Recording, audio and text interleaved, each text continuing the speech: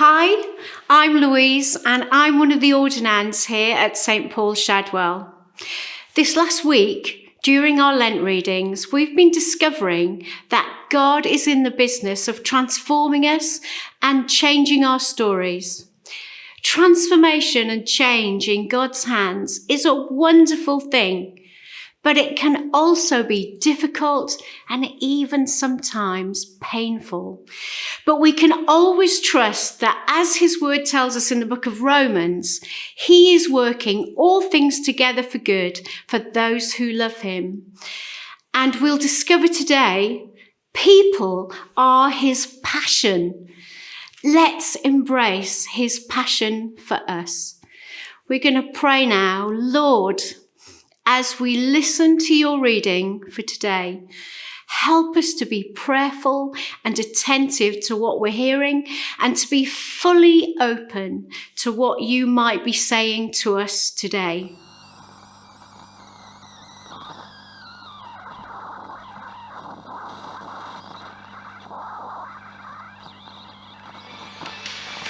It's the big weekend sale at Watney Market with colossal savings on a huge variety of products. Big kahuna deals on fish, fruit and veg, plastic bin lids and so much more. We've got all you need for a fraction of the price. From tiny apples all the way to something that looks a bit like sweet potato. So make sure you're here at the Watney Market Big Weekend Sale. That's the Watney Market Big Weekend Sale. Get there now. Get in the car now.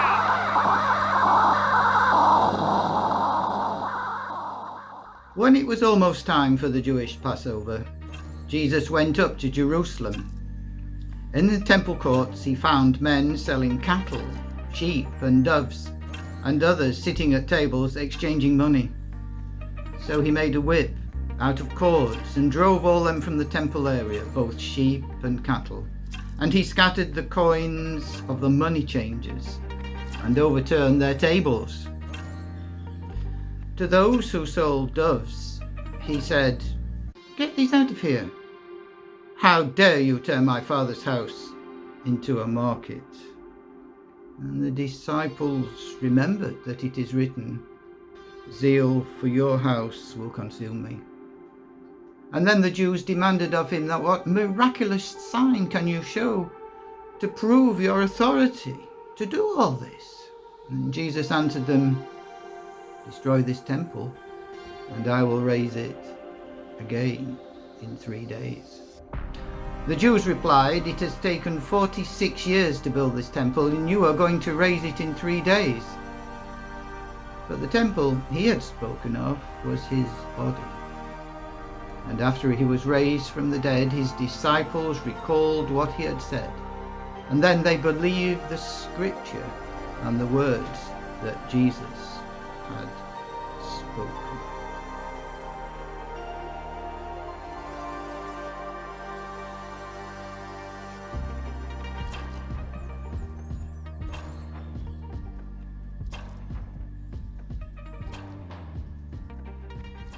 Well, here we are in the second chapter of the book of John, a little time after the private miracle that Jesus did, turning water into wine at the wedding in Cana. And Jesus and his disciples now find themselves in the first public arena of his ministry. And what a public event this was going to be. The most important festival of the Jewish calendar, the Passover and the Feast of the Unleavened Bread. And Jesus was about to do something incredibly unexpected. Celebrating the Passover every year was a requirement of the Jewish law. Each family brought an animal to the temple for the priests to sacrifice for the forgiveness of their sins and in remembrance of the Exodus from Egypt, when lambs had been sacrificed and their blood was painted on the doorposts of each dwelling. And that act saved the firstborn children of Israel in Egypt. All the firstborn of the Egyptians died that night, an event itself so shocking and so traumatic that Pharaoh had been momentarily shaken out of his hard-heartedness and released the people of Israel out of their captivity at his hand. Now they were heading home. Remember, Jesus would have grown up attending the Passover every year of his life. Remember, he once got left behind in Jerusalem as a young boy after that particular Passover and was found in the temple at his father's business. But as we've seen in the reading, this was going to be another shocking Passover as we witness Jesus taking the time to make a whip from cords and using it to drive out oxen and sheep and the dove sellers from the temple precincts. He was overturning tables and scattering coins everywhere. This seems so out of character for the Jesus that we see in the rest of the gospel accounts. And if we're honest with ourselves and with each other, we probably find this very uncomfortable to think about. Gentle Jesus, meek and mild, this is not. This is a passionate and physically alarming event.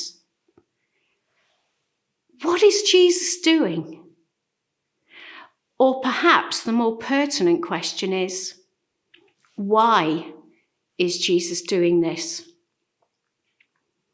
If we listen closely to his words as he shouts over the noise, we might begin to understand.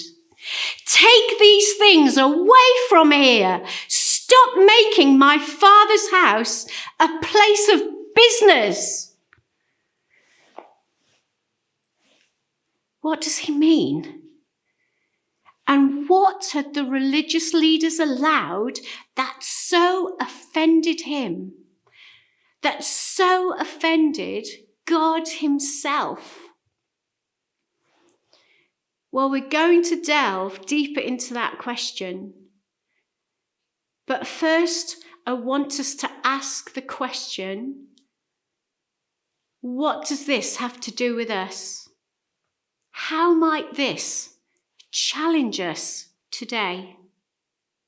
Well, before we think about that, we should really understand how this event relates to the other Gospels.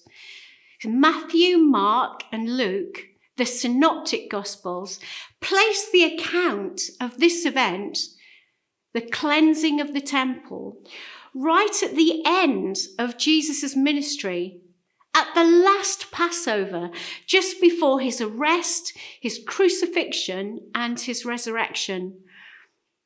So, has John got mixed up or slotted it into a different place for a different emphasis? Well, there are many Bible scholars that now think that Jesus actually cleansed the temple twice. At the beginning of his ministry, such was the passion for the honour of his Father's house that he did it again at the end. Historically, the temple precincts, about the size of a few football fields, were a place where people would come and pray and to be close to the presence of God. The Hebrew men would be praying at one end, close to the temple itself. And towards the back, there was a space for the Gentiles, or those God-fearing people from among the non-Jewish nations, to come and pray. Everyone was welcome in the Father's house.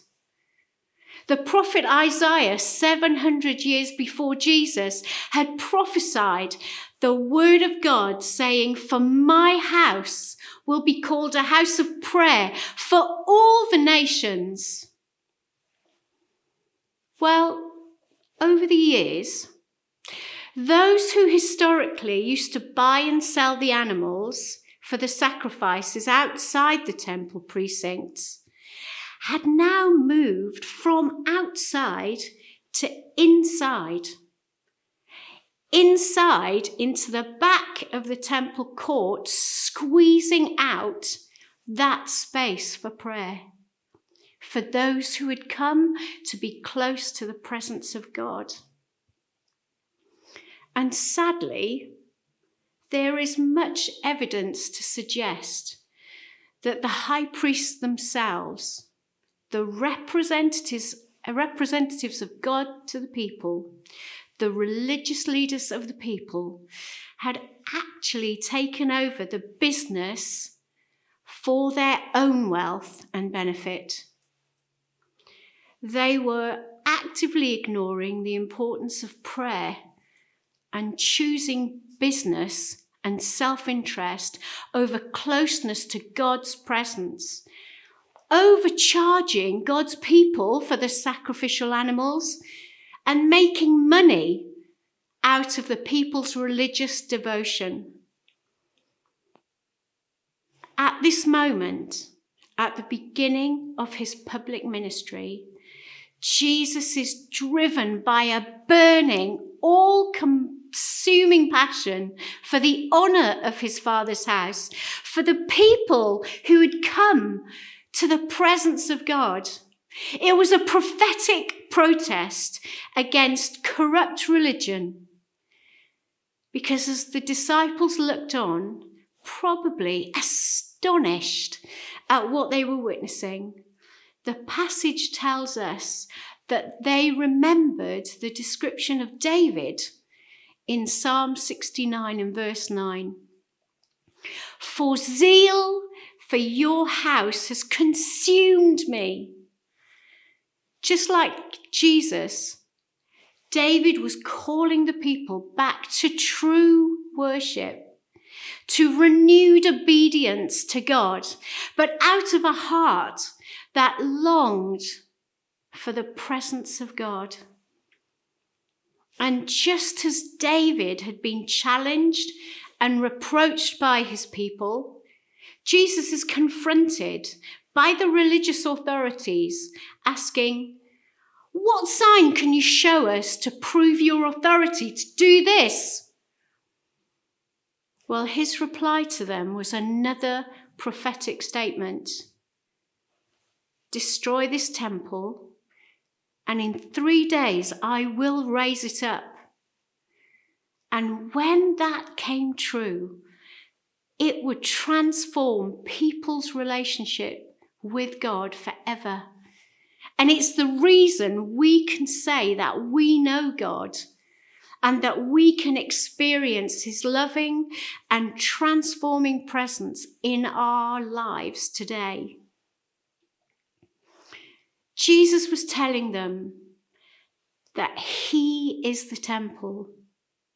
He is the one that would be destroyed and raised again in 3 days. He is the one who the Bible tells us carries the mess of our lives, the mistakes, our regrets, and our deliberately sinful choices. And as we respond to him, he deals with it, making a way for us to know God's transforming life in ours. Well, I don't know about you, but I find that incredible. But what has that got to do with us today? Why does any of that matter in 2021? Well, Jesus is just as passionate about his world, his family, the church, and about us today as he was then. He loves us. The Bible tells us in 1 John that God lavishes his love on us and that he wants to address those things in us that would hinder us from experiencing his incredible love and his transforming presence. I can imagine some of us wondering, well, does that mean that Jesus is coming to us in a shockingly ruthless and scary way, upturning tables in our lives, scattering parts of our lives like coins? Jesus was responding to a corrupt and self-interested religious system that pushed vulnerable people to the margins and sometimes completely out of the picture altogether. It's certainly a warning for the leaders of God's family in our nations today to honour his name and to keep his word with integrity. But over and over again in the Gospels, we see that Jesus was such a people person. He makes time for individuals that the world rejects. He's kind when others are condemning. He welcomes those that others have judged as unimportant, or even a bit of a nuisance. Perhaps a lost cause. We can trust him to be loving when it comes to the hard things that we are experiencing. Before lockdown, you might often find me on a Saturday afternoon, either at the National Gallery or the Royal Academy, staring at a piece of art. There is an amazing painting at St. Paul's Cathedral called Light of the World by an artist, William Holman Hunt. Hopefully, by magic, it will appear on the screen. The painting shows Jesus standing before a locked door. It's overgrown with ivy, with no handle on the outside of the door. And the writing beneath the picture is taken directly from Revelation chapter 3. It says, "Behold, I stand at the door and knock. If any man hear my voice and open the door, I will come into him, and he will sup with him, and he with me." This quote is often applied to people who've yet to begin their journey of faith. And maybe that's some of you watching today. But that's not the context in Revelation chapter 3. Jesus was speaking these words to the church in Revelation, to those already experiencing his love and his presence, like us, inviting us to open the door to him fully, asking us to trust him, perhaps with those things that we struggle with the most. Well, as we finish, let's take a moment today to think about what those things might be. For some of us, we know straight away what those things are. It may be a habit, ways of thinking, thoughts that were once just occasional visitors into the precincts of our lives, but somehow we've allowed them to move right in and stay. It may be unforgiveness or fear. Perhaps we're experiencing doubts about God's love for us, or something that has been said or done to us that has become a permanent feature of our life now. Or perhaps we know that we simply aren't as passionate about the things of God as we used to be, or even want to be. Well, Jesus is passionate for us, for his church, and longs to help us to make space in our lives for more of his presence. This journey of transformation is different for each of us because we're all unique. But it starts the same way for all of us. Opening the door to him, perhaps for the very first time, or perhaps more fully, and acknowledging those places we've hidden from him. Today, let's embrace his passion for us and trust him. How will we respond as he knocks on our door today?